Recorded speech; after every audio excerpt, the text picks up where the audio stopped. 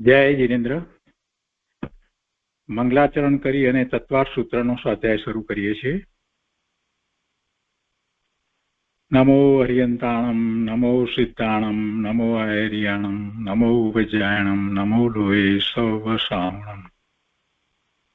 મંગલમ ભગવાન વીરો, મંગલમ ગૌતમો ગણી, મંગલમ કુંદકુંદાર્યો, જૈન ધર્મોસ્તુ મંગલમ. નમઃ સમય સારાય સ્વાનુભૂત્યા ચકાસે, ચિત્ત સ્વભાવાય ભાવાય સર્વભાવાંતરચિદે. મોક્ષશાસ્ત્ર અર્થાત તત્વાર સૂત્ર શ્રીમદ ભગવત ઉમાસ્વામી આચાર્ય વિરચિત મોક્ષશાસ્ત્ર અર્થાત તત્વાર સૂત્ર અને પૂજ્યપાદ સ્વામી રચિત તત્વાર સૂત્રની ટીકા સર્વાર્થ સિદ્ધિ અને સાથે બીજી ટીકાઓનું સંકલન એ સહિત આપણે તત્વાર સૂત્રનો સ્વાધ્યાય કરી રહ્યા છીએ. તત્વાર સૂત્રના સ્વાધ્યાયમાં આપણે 19મા સૂત્ર સુધી સ્વાધ્યાય કર્યો છે. હવે આજે આગળ લઈએ છીએ. 19મા સૂત્ર પછી 20મું સૂત્ર લેતા પહેલા આપણે 18મા અને 19મા સૂત્રની વચ્ચે કેટલીક વાત અહીંયા સંકલનમાં આપવામાં આવી હતી એનો આપણે વિચાર કર્યો હતો અને એમાં એક વાત જે છે એની સ્પષ્ટતા આજે પહેલા લઈએ છીએ અને તે પછીથી આપણે 20મું સૂત્ર શરૂ કરીશું. તો અહીંયા 19મા સૂત્રની પહેલા એ વાત રામજીભાઈએ લીધી છે સંકલનની અંદર ને એ વાત આપણે લઈએ છીએ. એમાં એક પ્રશ્ન હતો કે ધારણા અને સંસ્કારમાં શું ફેર? અવગ્રહ, ઈયા, અવાય અને ધારણા, મતિ જ્ઞાનના ભેદ. અને એમાં અવગ્રહ વિશે ઘણો આપણે વિચાર કર્યો. અવગ્રહ કોનો થાય?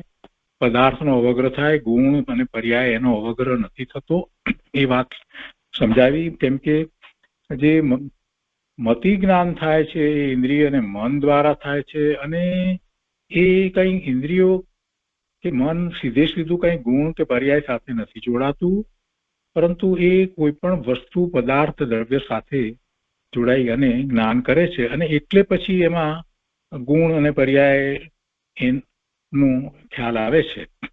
એટલે એ એક વાત જે હતી જે અન્ય મતની જે શંકા એનું સમાધાન ત્યારે આપણે કરી ચૂક્યા છીએ. ત્યાર પછીથી મતિ જ્ઞાન જે છે ઇન્દ્રિય દ્વારા અને મન દ્વારા થાય છે એની વધારે વાત આગળ સમજાવવામાં આવી અને એમાં પછી અવગ્રહ યા ધારણાની વાતમાં આપણે એક આ પ્રશ્ન છે એ લઈએ છીએ. તેમાં એમ કહ્યું કે ધારણા સુધી પહોંચે છે જ્યારે અવગ્રહ પછી ઈયા થાય. એટલે જે અવગ્રહની અંદર વ્યંજન અવગ્રહ અને અર્થાવગ્રહ, વ્યંજન અવગ્રહ જે છે એ તો અતિ અલ્પ છે, અવ્યક્ત છે, અપ્રગટ છે, એટલે એમાં તો આગળ વધી શકાતું નથી. એટલે એમાં તો ઈયા અવાય ધારણા થતું નથી. અને એવો અવગ્રહ જે છે એ ચક્ષુ અને મન સિવાય જે 4 ઇન્દ્રિયો છે એના દ્વારા થાય છે. એ બધી વાત પૂજ્યપાદ સ્વામીએ સમજાવી. પરંતુ વારંવાર એવો અગ્રહ થયા પછીથી થોડાક સમયો પછીથી એ અર્થાવગ્રહમાં ફેરવાઈ અને પછી અર્થાવગ્રહ દ્વારા એ 4 ઇન્દ્રિયો દ્વારા પણ અર્થાવગ્રહ દ્વારા પછી યા અવાય ધારણા થાય છે. અને ચક્ષુ અને મન દ્વારા તો એ એવો વ્યંજન અવગ્રહ થતો નથી અને સીધો અર્થાવગ્રહ થાય છે. એ બધી વાતને પણ સમજ્યા. અને પછી કોઈક અપેક્ષાએ એમ પણ કહેવામાં આવ્યું કે જે અર્થાવગ્રહ થાય છે એમાં સૌથી પહેલાનો જે છે એને પણ વ્યંજન અવગ્રહ કહેવાય. એ બીજી અપેક્ષાથી આચાર્ય ભગવાનની વાત પણ આપણે લીધી. અને પછી અવગ્રહ પછીથી જે થાય છે તે એમાં અવાય, અને અવાયની અંદર જે પહોંચે છે તો એ પહેલા એને ઈયા થાય છે. ઈયામાં કેટલાક કંઈક પ્રશ્ન ઉઠે છે, આમ હશે કે તેમ હશે, એ બધી વાત લેવામાં આવી. અને છતાંય ત્યાં પણ સત્ય તરફ એ આગળ વધે છે એ વાત પણ આપણે સમજ્યા. અને પછી એ નિર્ણય ઉપર આવે છે તેને અવાય કહેવાય છે. અને નિર્ણય ઉપર આવ્યા પછી એ વસ્તુ એને રહી જાય છે કાયમને માટે તો ધારણા કહેવાય છે. એટલે દ્રઢતા થઈ જાય છે. તો એના વિશે આપણે વાતને ગઈ વખતે સમજ્યા છીએ અને એ વાત પછીથી જે અહીંયા લેવામાં આવ્યું સંકલનની અંદર કે ધારણા અને સંસ્કાર સંબંધી ખુલાસો. તો શંકા કરનારે શંકા એમ કરી કે ધારણા નામ કોઈ ઉપયોગ જ્ઞાનનું છે કે સંસ્કારનું છે? ધારણા તમે કોને કહો છો?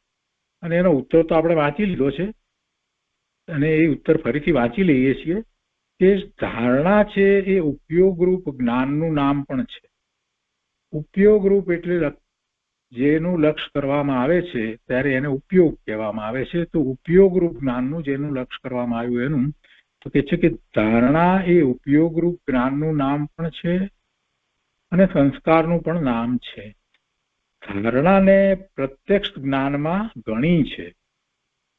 ધારણા એ પછી એમ નથી કે પછી એ માત્ર સ્મૃતિ જ રૂપે જ રહે છે એમ પણ નથી, એમ કહેવાનો આશય છે. અને એવી ધારણા તેની ઉત્પત્તિ પણ અવાયની પછી જ થાય છે અને તેનું સ્વરૂપ પણ અવાયની અપેક્ષાએ અધિક દ્રઢરૂપ છે.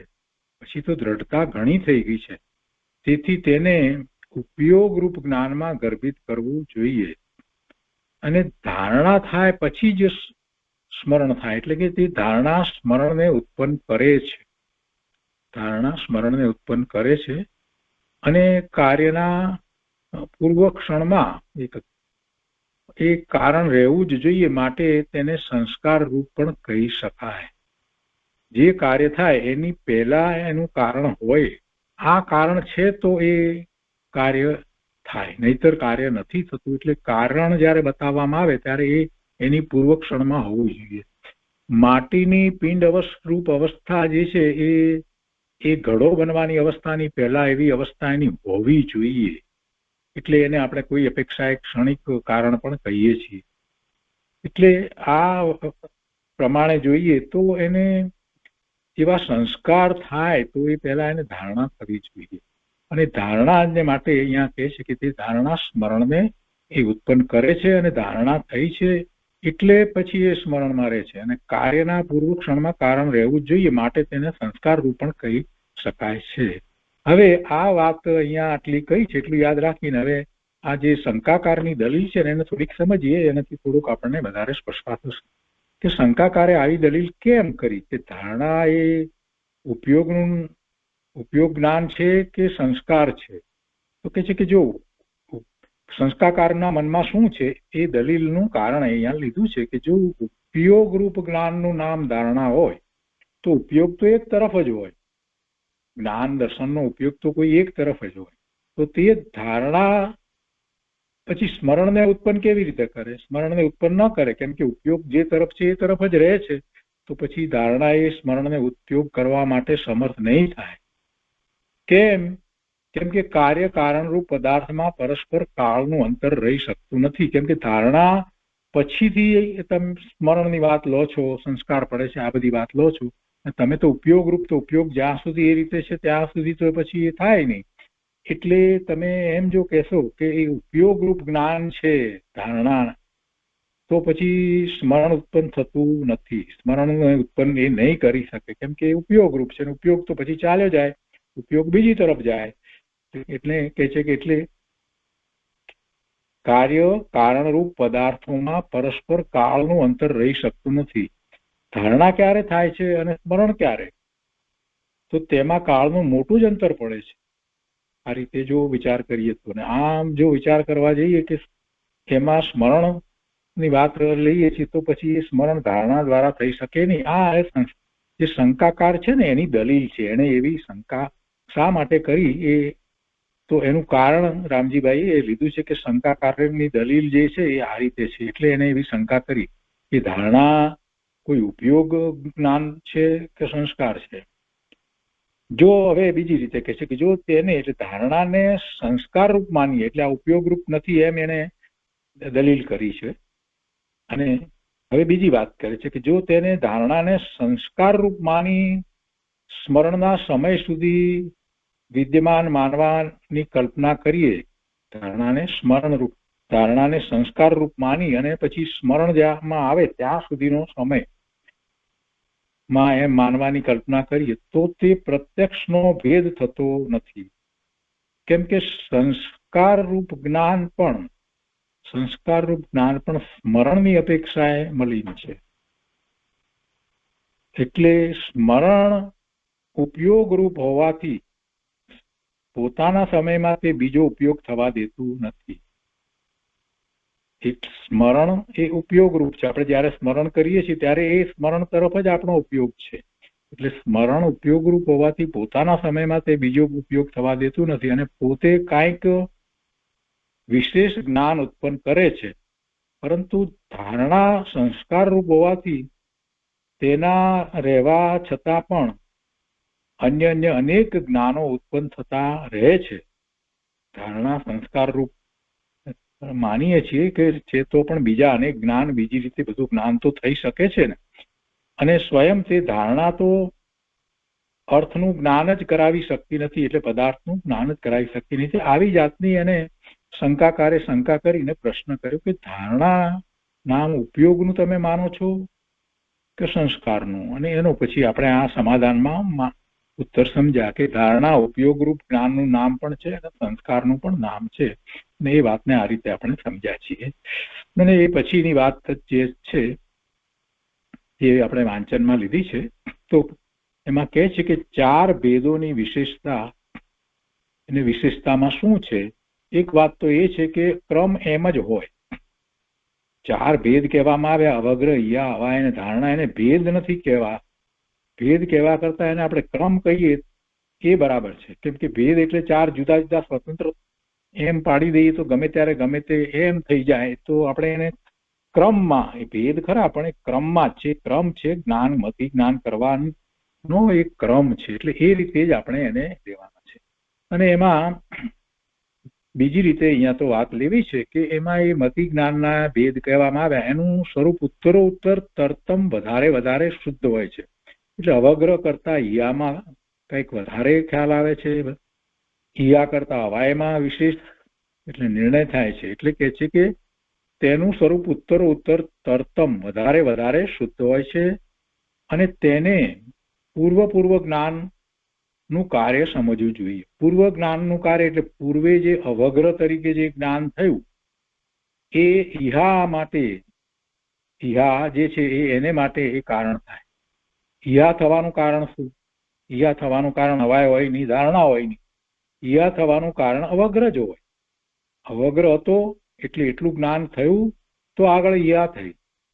એવી જ રીતે અવાયને માટે પૂર્વનું જ્ઞાન શું છે? તો કે ઈહા થઈ એટલે એ નિર્ણય ઉપર આવ્યો. ઈહા વિના કાંઈ સીધો અવાય થતું નથી. અને એ જ રીતે આગળ લઈએ કે ધારણા સુધી ક્યારે પહોંચ્યો? તો કે એને નિર્ણય થયો તો. એટલે ધારણાનું કારણ શું થાય?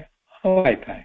એટલે પૂર્વ જ્ઞાનનું કાર્ય સમજવું જોઈએ. પૂર્વે પહેલા જે જ્ઞાન થયું એના કાર્ય રૂપે એના પછી નો ભેદ થાય છે એમ કહેવાનો આશય છે.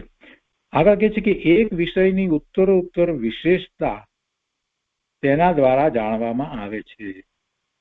તેથી તે 4 જ્ઞાનોને એક જ જ્ઞાનના વિશેષ પ્રકાર પણ કહી શકાય. અને પછી બીજી વાત સાથે આપણે પહેલા કરી ગયા છીએ, લીધી છે, મતિ સ્મૃતિમાં પણ એમાં આવી જાય છે. એ બધી વાત પણ છે. આદિ જે છે તો એ મતિ સ્મૃતિ આદિની માફક તેમાં કાળનો અસંબંધ નથી. એટલે કાળનો સંબંધ જળવાઈ રહે છે. અસંબંધ કાળનો નથી. અને બુદ્ધિ મેધાદિની માફક વિષયનો અસંબંધ નથી. એટલે વિષય પણ બદલાઈ જતો નથી. શેની આ વાત લીધી? અવગ્રહ, ઈયા, અવાય અને ધારણા. તો અવગ્રહ, ઈયા અને ધારણાની અંદર કાળનો અસંબંધ નથી. એ જરાક સમજવાનું કે અવગ્રહ થઈ ગયો તો પછી ત્યાર પછીથી ઈયા ચાલુ થાય. અવગ્રહ થઈ ગયા પછી ઈયા ચાલુ થાય. એટલે વચ્ચે બીજું કઈ વાત આવી જાય, બીજી વાતનો અવગ્રહ થઈ જાય અને પછી પહેલાની વાતનો જે અવગ્રહ એની ઈયા થાય, એમ બનતું નથી. એવી જ રીતે ઈયા થાય ત્યાર પછીથી એનો નિર્ણય થાય. જેની ઈયા થઈ એનો નિર્ણય થાય એટલે એ અવાય કહેવાય. એટલે એમાં કાળ વચ્ચે બીજો કાળ તૂટી જતો નથી. કાળનો અસંબંધ નથી. એટલે કે કાળનો સંબંધ જળવાઈ રહે છે. અવગ્રહ પછી ઈહા થાય એમાં કાળનો સંબંધ જળવાઈ રહે છે. તો એને પ્રશ્ન થાય કે ના, મને એક વસ્તુનો અવગ્રહ થયો, પછી મેં એ વાતને છોડી દીધી, પછી મારો ઉપયોગ બીજી વસ્તુ તરફ ગયો, તો એનો અવગ્રહ થયો, પછી એને છોડી અને પછી પાછો પહેલી જે વાતનો અવગ્રહ થયો હતો એના સંબંધી વિચાર કરું તો એમ થઈ શકે ને? થઈ શકે, પણ છતાંય થયું શું? છેવટે તો તે પહેલી વાતનો ફરીથી એનો અવગ્રહ જ કર્યો, એને યાદ કરીને પણ એ અવગ્રહ જ કર્યો કે શું હતું, એમ કરીને એનો અવગ્રહ કરી અને તું ઈયા કરે છે. એટલે હંમેશા જ્યારે પણ ઈયા થાય તો એના પૂર્વમાં એ જે અવગ્રહ હોય એ જ હોય, અને ઈયા થાય ત્યાર પછીથી અવાય થાય એટલે નિર્ણય થાય. તમે એમ કહો કે ના, ઈયા કર્યું, હવે નિર્ણય મારે હમણાં નથી કરવો, પછી કરવો, સારી વાત છે. ઈયા કરીને રોકાઈ જાય અને પછી બીજાનું જ્ઞાન કર્યું, બીજો બધો કાળ વીતી ગયો અને ફરી પાછો હવે એ પેલાનો નિર્ણય કરવા આવે તો એ ક્યાંથી શરૂ કરશે? સીધો નિર્ણય તો કરવાનો નથી, તો પેલું ઈહામાં જે હતું એને એ યાદ કરશે. ઈહામાં યાદ કરશે એટલું જ નહીં, પણ એ વાત શું વાત હતી એમ કરીને અવગ્રહમાં જે વાત હતી એ પણ એને યાદ આવી જશે. યા દલીલો બધી યાદ આવશે, આમ હતું, આમ તેમ, કેમ આમ હોય કે તેમ હોય, અને પછી એ નિર્ણય કરે. એટલે દરેક વખતે એ હોય જ, અને નિર્ણય થાય છે એટલે એ જ વખતે પછી એને એ યાદ રહી જાય છે, નિર્ણય પાકો થઈ જાય છે. એટલે ધારણા, પછી ધારણામાં વધારે ને વધારે દ્રઢતા થયા કરે. પણ અહીંયા વાત એ લેવી છે કે કાળ જે છે એનો સંબંધ તૂટી જતો નથી, એટલે અસંબંધ નથી. અને બીજું વિષયનો અસંબંધ ન થાય. વિષય એ જ વિષય, એક વિષય જે લીધો છે, જેનો અવગ્રહ કર્યો છે, એના જ ઈયા અવાય અને ધારણા થાય. પછી એમાં બીજો વિષયનો એ અવગ્રહ એક વિષયનો થયો અને ઈયા બીજા વિષયની થાય એમ ન બને, કે ધારણા બીજા વિષયની થાય એમ ન બને. એટલે એ બે વાત જે છે એ આમાં એમ લીધી છે કે એનો અસંબંધ નથી, કાળનો અસંબંધ નથી, અને બીજો વિષયનો પણ અસંબંધ હોતો નથી. આ વાત લીધી. અને 19મું સૂત્ર આપણે બહુ સારી રીતે કર્યું છે. એની અંદર તો મૂળ વાત એ હતી કે વ્યંજન અવગ્રહ જે છે એ 4 ઇન્દ્રિયોથી થાય અને આંખ અને મનથી થતો નથી. અને ત્યાર પછીથી પેલા જે 228 ભેદ કર્યા હતા એની વાત પણ સાથે અહીંયા વધારે લીધી છે કે 288 ભેદ હતા 16મા સૂત્રમાં આપ્યા. અને પછી વ્યંજન અવગ્રહ જે છે એ જે 4 ઇન્દ્રિયો દ્વારા જે થાય છે, તો તેથી તેના પણ એ બહુવિધ આદિ જે 12 શબ્દ હતા એ પ્રમાણે ભેદ કરીએ તો એ 4 ઇન્દ્રિયો દ્વારા 48 ભેદ બીજા થાય છે. તો એ 48 ભેદ અને પેલા 288 ભેદ એમ કરી અને કુલ 336 ભેદના ભેદ તરીકે મતિ જ્ઞાનના 336 પ્રભેદ થાય છે. તો એમ કરીને એ સૂત્ર પૂરું થયું. હવે એના પછીનું સૂત્ર છે 20મું સૂત્ર. તો આજે 20મા સૂત્રનો સ્વાધ્યાય આપણે શરૂ કરીએ છીએ.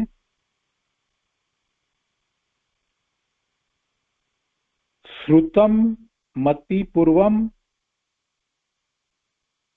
દ્વેયન અનેક દ્વાદશ ભેદમ. શ્રુતમ એટલે શ્રુત જ્ઞાન, મતિ પૂર્વમ એટલે મતિ જ્ઞાન પૂર્વક હોય છે, અર્થાત મતિ જ્ઞાન પછી શ્રુત જ્ઞાન થાય છે. મતિ જ્ઞાન પૂર્વક શ્રુત જ્ઞાન હોય છે એનો અર્થ એ થયો કે મતિ જ્ઞાન પછી શ્રુત જ્ઞાન થાય છે. અને તે શ્રુત જ્ઞાન કેવું છે કે તો એના ભેદને દર્શાવતા કહે છે કે એ શ્રુત જ્ઞાન 2 ભેદ, અનેક ભેદ અને 12 ભેદ વાળું છે. આપણને એમ થાય કે અનેક ભેદ કહીને ફરી પાછા 12 ભેદ કહેવાની શું જરૂર? અનેક ભેદ હોય તો પછી 2 ભેદ છે, અનેક ભેદ છે અને 12 ભેદ વાળું છે. તો એની સ્પષ્ટતા આગળ આવે છે કે કેમ એ રીતે કહેવામાં આવ્યું છે. તો 20મા સૂત્રમાં શ્રુત જ્ઞાનની વાત કરે છે. મતિ જ્ઞાનની વાત આપણે સારી રીતે સમજ્યા, અને અહીંયા હવે શ્રુત જ્ઞાનની વાત કરે છે. તો ટીકામાં કહે છે કે સમ્યક જ્ઞાનનો વિષય ચાલે છે. સૂત્ર 9 થી વિચાર કરીએ તો એ અહીંયા વિષય શું ચાલે છે? જ્ઞાનની અંદર જે વિષય આપણે મતિ જ્ઞાન, શ્રુત જ્ઞાન, અવધિ જ્ઞાન, મનોપર્ય જ્ઞાન, કેવળ જ્ઞાનની વાત કરીએ છીએ, પણ આપણે કઈ અપેક્ષાએ વાત કરીએ છીએ? મુખ્ય વાત તો એ છે પરમાર્થે આપણે શું સમજવું છે, સમ્યક તો પ્રગટ કરવું છે. એટલે સમ્યક જ્ઞાનની અપેક્ષાએ આ બધા જ્ઞાનનો વિચાર કરીએ છીએ. આપણે બીજા કુજ્ઞાન વગેરેનો અહીંયા વિચાર નથી કરતા. બીજું બધું જે છે એક અનેક પ્રકારે આપણે જેને વ્યવહાર કહીએ છીએ એ બધા જ્ઞાન, બધા કુજ્ઞાન છે, એની અપેક્ષાથી વાત નથી થઈ રહી, એ અંતરમાં રાખવાનું છે. એટલે ખોટી દલીલ વચમાં કરવાનો આપણને વિચાર આવે નહીં કે આ પણ કહેવાય આ પણ કહેવાય, એવા બધા વિચારો ઉત્પન્ન થાય નહીં, એવા વિકલ્પો મનમાં ઉઠે નહીં. શું છે? સમ્યક જ્ઞાનનો વિષય ચાલે છે, સૂત્ર 9 માં વાત કરીને. માટે આ શ્રુત જ્ઞાનની વાત જયારે કરીએ છીએ ત્યારે પણ સમ્યક શ્રુત જ્ઞાનને લગતું સૂત્ર છે એમ અહીંયા તમારે સમજવું, એમ સમજવાનું છે.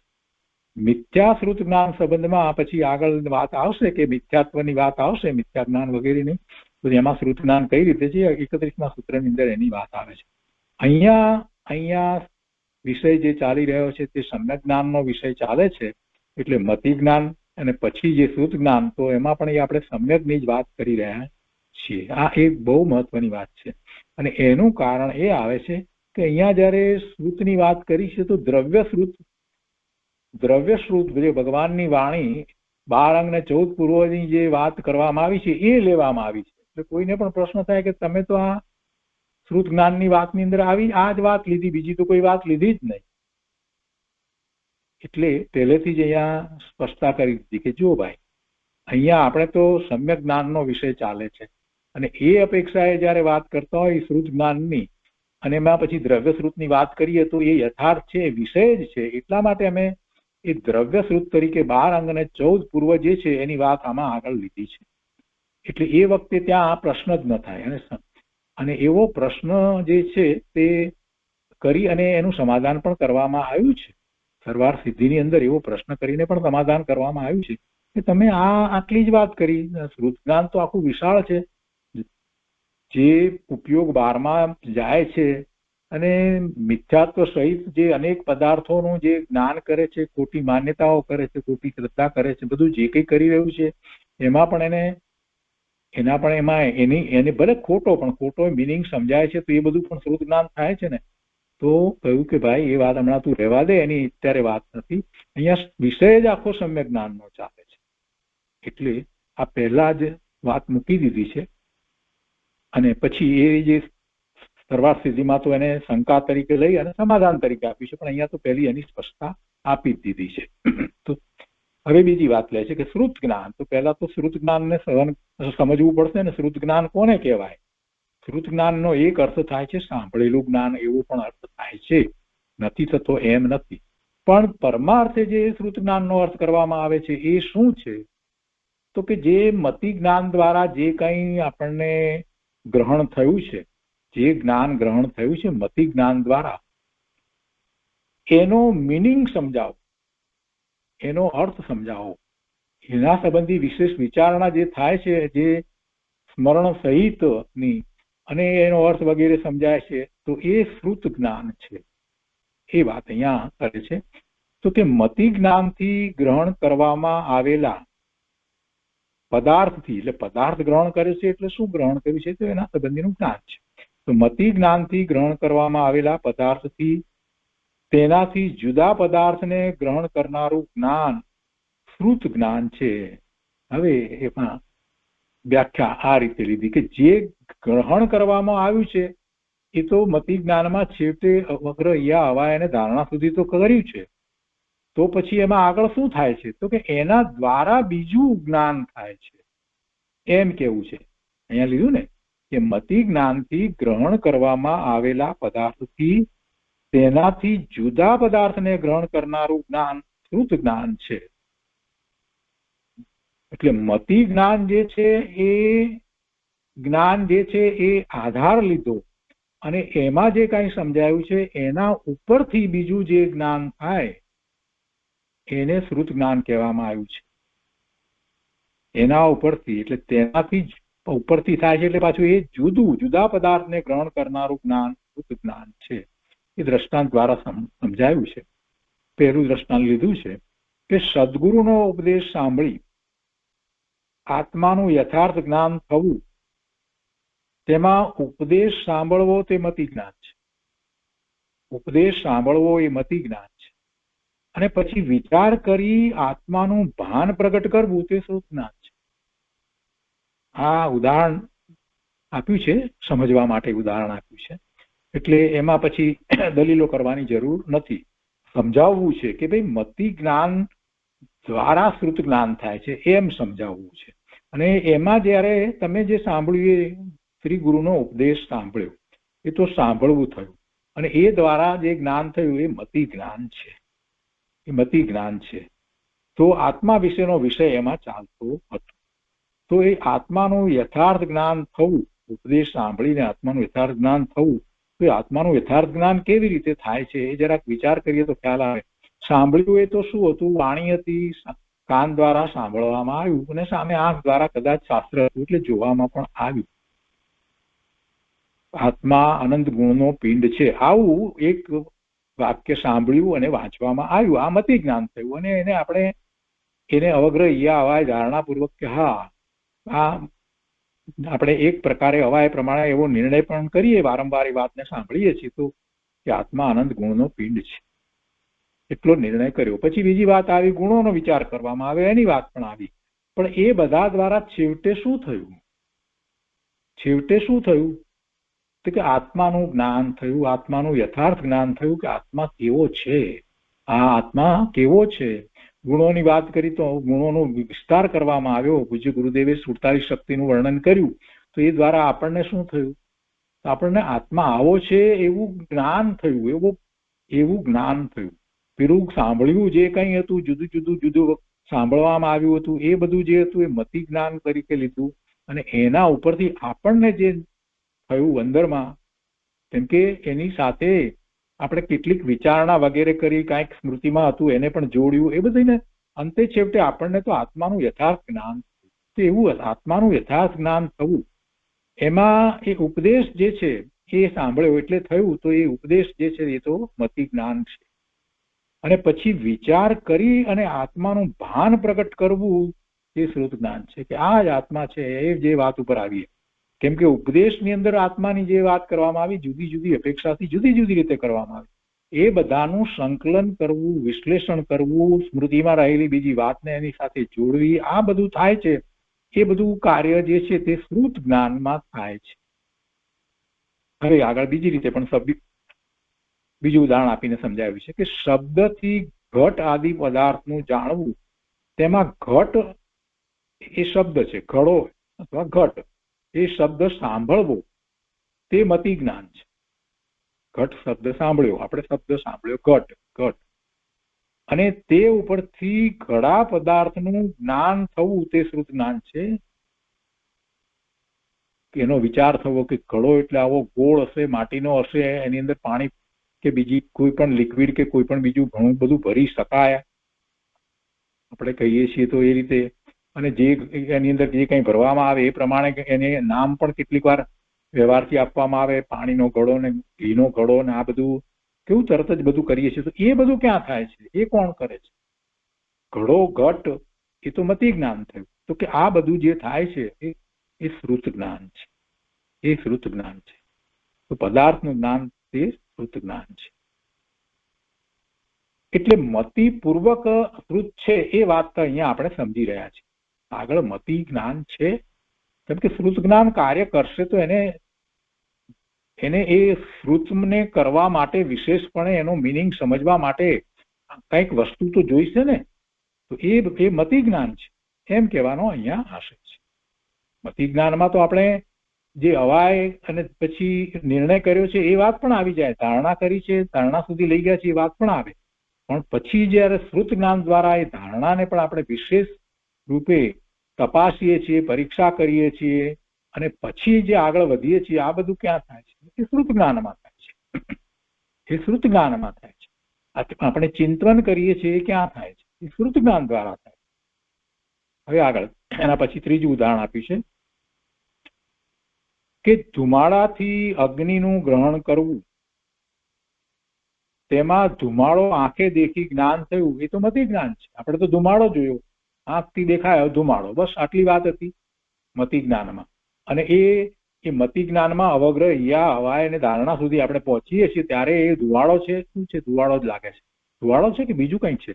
ધુમ્મસ નથી વગેરે. આપણે એ યામાં પતી ગઈ વાતને ધુમાડો છે એ હવાયમાં આવી ગયા, બરાબર છે. આ દેખાય છે ધુમાડો જ છે, ધુમાડો જ છે. તો એ ધુમાડા સુધી આપણું મતિ જ્ઞાન જ છે. હવે એ મતિ જ્ઞાનમાં નો એ આધારે આપણે કે ધુમાડો છે તો અગ્નિમાંથી ધુમાડો ઉઠે છે તો ત્યાં અગ્નિ હોવો જોઈએ. આ જે કઈ અનુમાન કર્યું એ અનુમાન છે તે શ્રુત જ્ઞાન છે.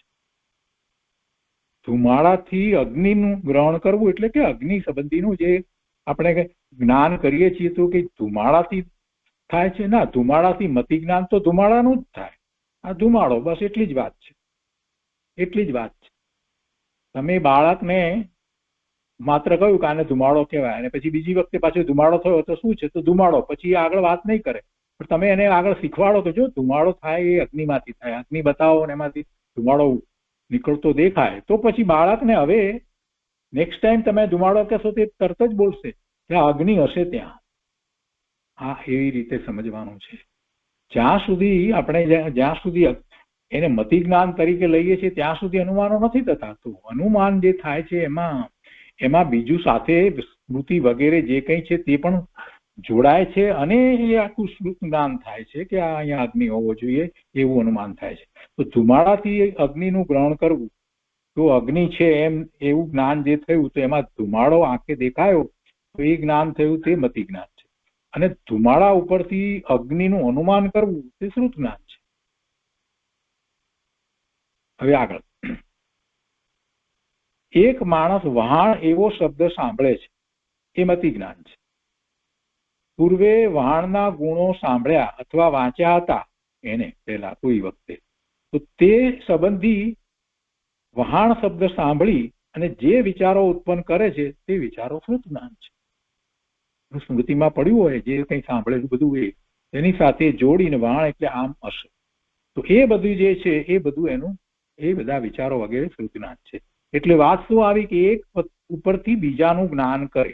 એટલે વ્યાખ્યામાં અહીંયા જયારે એમ કહ્યું કે મતિ જ્ઞાનથી ગ્રહણ કરવામાં આવેલા પદાર્થથી તેનાથી જુદા પદાર્થને ગ્રહણ કરનારું જ્ઞાન શ્રુત જ્ઞાન છે. એટલે પદાર્થનો અર્થ અહીંયા શું સમજવાનો કે એ સંબંધી જે જ્ઞાન થયું એના ઉપરથી બીજું જે જ્ઞાન કરવામાં આવે છે એ શ્રુત જ્ઞાન છે. તો અનેક રીતે મતિ જ્ઞાન જે છે એનો મિનિંગ સમજાવવો, અનેક રીતે જુદી જુદી રીતે જુદું, એ બધો જે વિચાર થવો, વિચારણા થવી, ચિંતન થવું, એ બધું શ્રુત જ્ઞાન છે. અને આ શ્રુત જ્ઞાનની વાત કૃપાળુદેવે શું કરી કે કર વિચાર તો પામ. આ કર વિચાર તો પામ જે છે એમાં વિચારમાં આખું શ્રુત જ્ઞાનમાં આગળ વધવાનું કૃપાળુદેવે કહ્યું છે. ઘણી બધી વાત કર્યા પછીથી એ બધા વિષયોને લઈ અને તું હવે કર વિચાર તો પામ એમ વાત કરવામાં આવી છે. આત્મા સંબંધી વાત લઈ અને આત્મસિદ્ધિમાં વાત કરી. હવે આગળ અહીંયા કહે છે તો આ ઉદાહરણો કયા. પહેલી વાત અહીંયા સમ્યક જ્ઞાનનો વિષય ચાલે છે એની વાત કરી, એટલે બીજી રીતે અહીંયા નથી વાત કરી એ વાત કરી. પછી શ્રુત જ્ઞાન એટલે શું એ સમજાયું ઉદાહરણો દ્વારા, 4 ઉદાહરણ દ્વારા. અને એના પછી ત્રીજું કહે છે કે મતિ જ્ઞાન દ્વારા જાણેલા વિષયનું અવલંબન લઈ જે ઉત્તર તર્કણા બીજા વિષય સંબંધી વિચારો તર્ક વગેરે કરવામાં આવે એને તર્કણા કહેવાય. એ બધું જે જીવ કરે છે તે શ્રુત જ્ઞાન છે. અને એ શ્રુત જ્ઞાનના 2 પ્રકાર છે. સૂત્રમાં શું કહ્યું હતું કે એના 2 પ્રકાર છે, અનેક પ્રકાર છે અથવા 12 એમ જે કહેવામાં આવ્યું. તો હવે એની વાત અહીંયા લીધી કે એના 2 પ્રકાર છે. તો પહેલા 2 પ્રકાર અત્યારે જણાવે છે. તો તેમાં પહેલું કહે છે કે અક્ષરાત્મક અને બીજું અનઅક્ષરાત્મક. અક્ષરાત્મક અને અનઅક્ષરાત્મક એવા 2 ભેદ પહેલા કહે. આત્મા શબ્દ સાંભળી આત્માના ગુણોનું હૃદયમાં પ્રગટ કરવું તે અક્ષરાત્મક શ્રુત જ્ઞાન છે. આત્મા શબ્દ સાંભળી કે વાંચી આત્માના ગુણોનું હૃદયમાં પ્રગટ કરવું તો એ શ્રુત જ્ઞાન થયું અને એ અક્ષરાત્મક શ્રુત જ્ઞાન છે. અક્ષર અને પદાર્થને વાચ્ય વાચક સંબંધ છે. કોઈ પણ અક્ષર જે છે તે અક્ષરનો સમૂહથી અથવા એક અક્ષરથી પણ જે શબ્દ બને છે તો એ શબ્દ જે છે એ વાચક કહેવાય. એ શબ્દ જે છે એને વાચક કહેવામાં આવે અને એનું કાંઈક અર્થ જે આપણને મિનિંગ જે સમજાય છે એને વાચ્ય કહેવામાં આવે. જેમ કે સાકર છે તે શબ્દ છે, એમાં સને કાનો શાક અને કઈ ની ક અને રને કઈ ની ક એટલે શા ક ર. આ એક શબ્દ છે અને એ શબ્દ સાંભળતા અથવા વાંચતા આપણને જેનો ખ્યાલ આવે છે એ સફેદ રંગનો મીઠો ગાંગડો એનો ખ્યાલ આવે છે. તો એ એનું વાચ્ય છે. એ સફેદ રંગના મીઠા ગાંગડાનો ખ્યાલ સાકર શબ્દ દ્વારા આવ્યો અને બીજું હિન્દીમાં એમ કહું એ શક્કર, તો શક્કર શબ્દ દ્વારા પણ એનો જ ખ્યાલ આવે છે. શક્કર એટલે આ ખ્યાલ આવે છે. તો અહીંયા જે વાત કરવામાં આવી છે વાચ્ય અને વાચકની વાત કરવામાં આવી છે, આપણે બહુ સારી રીતે જાણીએ છીએ, વધારે એનો વિસ્તારની જરૂર નથી. તો જે અક્ષર અથવા તો શબ્દ એક અક્ષરનો પણ શબ્દ હોય એવા પણ શબ્દો હોય છે. દાખલા તરીકે ઘી, તો ઘી એ દ્વારા આપણને શેનો ખ્યાલ આવે છે કે જે આપણે માખણમાંથી જે બનાવીએ છીએ ગરમ કરીને કે જે એનો ખ્યાલ આવે છે. તો એવા પણ એક અક્ષરના પણ શબ્દો હોય, એવો જરૂર નથી કે વધારે અક્ષરો અથવા તો અક્ષરોનો સમૂહ, પણ જે શબ્દ બને છે એ જે ભાષામાં જે બન્યો છે તો એમાં પણ એનો ધાતુ વગેરે વ્યાકરણથી આખો વિચાર કરવામાં આવે તો એ મૂળ વસ્તુ શું છે એ બધી વાત એમાં હોય છે. અને એટલા માટે જ એના દ્વારા જે શબ્દ બને છે એ વાચક શબ્દ બને છે.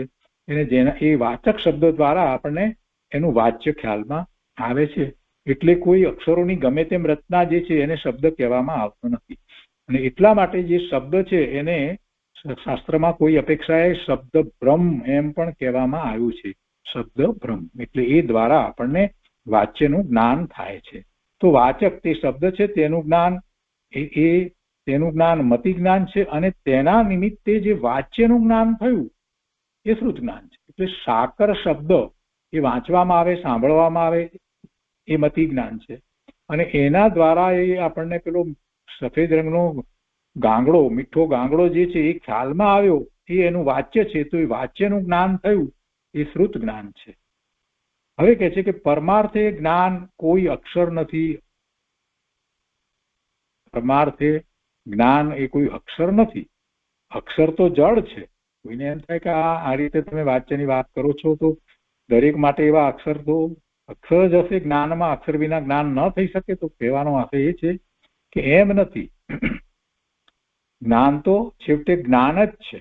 એટલે કે છે કે પરમાર્થે જ્ઞાન કોઈ અક્ષર નથી. અક્ષર તો જડ છે, પણ તે અક્ષર જે છે શું છે તો કે પૂતગળ સ્કંદનો પર્યાય છે. એક અક્ષર જે છે એમાં કેટલા બધા પૂતગળ પરમાણુઓ રહ્યા છે. તો એ પૂતગળ પરમાણુનો સ્કંદ છે. એ સાંભળીએ તો પણ અને લખીએ તો પણ એ પૂતગળ પરમાણુનો સ્કંદ એવો એ અક્ષર છે. તો પૂતગળ સ્કંદનો પર્યાય છે, તે નિમિત્ત માત્ર છે. એટલે એ ખરેખર એ જ્ઞાન નથી, પણ એ જ્ઞાન થવામાં નિમિત્ત છે. અને કયું જ્ઞાન થવામાં નિમિત્ત છે? મતિ જ્ઞાન થવામાં. અને પછી એના ઉપરથી શ્રુત જ્ઞાન થાય છે. એટલે એ અક્ષરાત્મક શ્રુત જ્ઞાન કહેવામાં આવ્યું. જેનું વાચ્ય સમજાય છે તો એ શ્રુત જ્ઞાન થાય છે. તો તે કાર્યમાં કારણનો, નિમિત્તનો માત્ર ઉપચાર કર્યો છે એમ સમજવું. કેમ કે મતિ જ્ઞાન પૂર્વક શ્રુત જ્ઞાન થાય છે એ વાત અહીંયા કહેવી છે. પણ જે જ્ઞાન થાય છે એ વસ્તુ આખી જુદી છે. એ પેલા તો અક્ષરો હતા, અથવા તો સાંભળવામાં આવ્યા, અથવા બોલાયા, અથવા તો લખાયા કે વાંચવામાં આવ્યા. એ બધી રીતે સાકર સાકર સાકર જ ચાલ્યું. પણ એ દ્વારા જે જ્ઞાન થયું એ શ્રુત જ્ઞાન થયું. તો એ જ્ઞાન, એ મતિ જ્ઞાનમાં એ જે કહેવાયું હતું એ શ્રુત જ્ઞાન થવામાં એ અપેક્ષા એમ કહેવાય કે એનું નિમિત્ત કારણ છે. એને એમ કહેવામાં આવે. કેમ કે મતિ જ્ઞાન જે છે એ તો મતિ જ્ઞાન રૂપે જ રહ્યું છે. મતિ જ્ઞાનનો ત્યાં અંત આવી જતો નથી. તો એ મતિ જ્ઞાન જે છે એ શ્રુત જ્ઞાન માટે એનું કારણ કહેવામાં આવ્યું. અને કારણ એ કેવી રીતે કહેવામાં આવ્યું? તો કે એને નિમિત્ત કારણ કહેવામાં આવ્યું. તો આપણને જરાક પ્રશ્ન થાય, એ નિમિત્ત છે, નિમિત્ત ઉપાદાનમાં કાંઈ કરતું નથી વગેરે આપણે જે ભણ્યા છીએ એનું શું? તો કે એમ જ છે. શ્રુત જ્ઞાન જે છે એ શ્રુત જ્ઞાન જ છે, અને મતિ જ્ઞાન તે મતિ જ્ઞાન જ છે.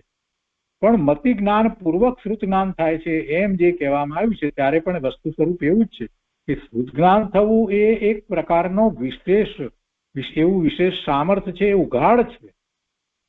મતિ જ્ઞાન થાય પણ શ્રુત જ્ઞાન એ વિશેષ ઉઘાડ છે, વિશેષ જ્ઞાન છે.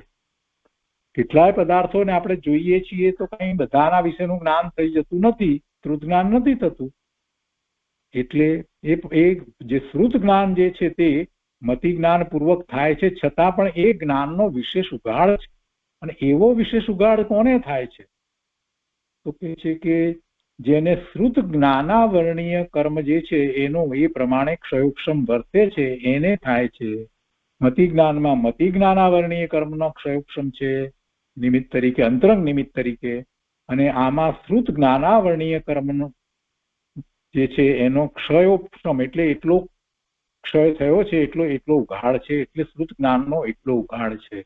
ને આપણે એ વાત તો જોઈએ છીએ કે બધા જીવોને શ્રુત જ્ઞાનનો એટલો ઉઘાડ હોતો નથી. શ્રુત જ્ઞાનનો ઉઘાડ કોને વધારે હોય છે? તો કે જેને મન છે, એને સંજ્ઞી છે, એને એવો વિશેષ ઉઘાડ હોય છે. આ વાત પણ આપણને એના ઉપરથી ખ્યાલમાં આવે છે.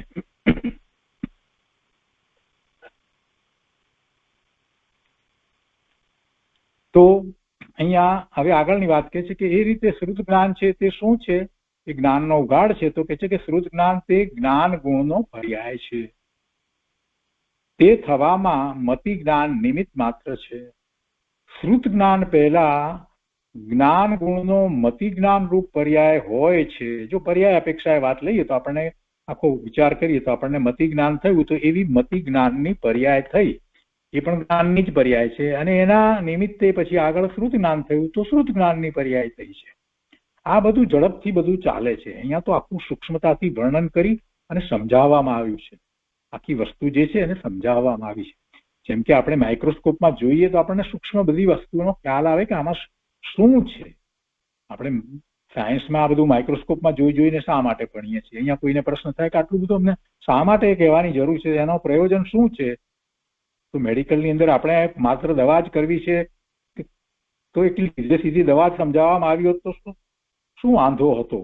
એને બદલે આટલું બધું શા માટે એ કહેવામાં આવે છે? એવો પ્રશ્ન કોઈને થાય તો ભાઈ જે આપણે ત્યાં તો સમજીએ છીએ, એમ્બ્રિયોલોજી સમજીએ છીએ, બધું સમજીએ છીએ, તો એ રીતે આખી વાતને અહીંયા લેવાની છે. તો અહીંયા એને વિશે કહેવામાં આવે છે કે શ્રુત જ્ઞાન તે જ્ઞાન ગુણનો પર્યાય છે. તે થવામાં મતિ જ્ઞાન નિમિત્ત માત્ર છે. શ્રુત જ્ઞાન પહેલા એ જ્ઞાન ગુણનો મતિ જ્ઞાન રૂપ પર્યાય હોય અને પછી શ્રુત જ્ઞાન રૂપ પર્યાય થાય, અને તે પર્યાયનો વ્યય થતા શ્રુત જ્ઞાન એટલે પેલી મતિ જ્ઞાનની પર્યાય જે છે એ પહેલા હતી, પછી નવી પર્યાય જે થઈ એટલે પેલી પર્યાયનો વ્યય થયો.